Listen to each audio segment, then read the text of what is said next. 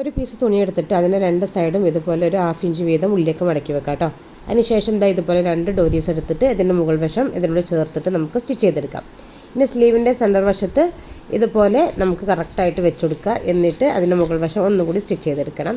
എന്നിട്ട് ഈ ഒരു പീസിന് നമുക്ക് മറിച്ചെടുക്കാം. മറിച്ചെടുത്തിട്ട് ഈ ഒരു പീസിൻ്റെ 2 സൈഡിലായിട്ട് നമുക്ക് സ്റ്റിച്ച് ചെയ്യണം. അപ്പോൾ സ്റ്റിച്ച് ചെയ്യുന്നതിന് മുമ്പായിട്ട് ഈ ഒരു 2 ഡോരീസിനെയും ഇതുപോലെ അകറ്റി വെച്ചിട്ട് നമുക്കിതിൻ്റെ സെൻറ്ററിൽ ആദ്യം ഒന്ന് സ്റ്റിച്ച് ചെയ്ത് കൊടുക്കാം.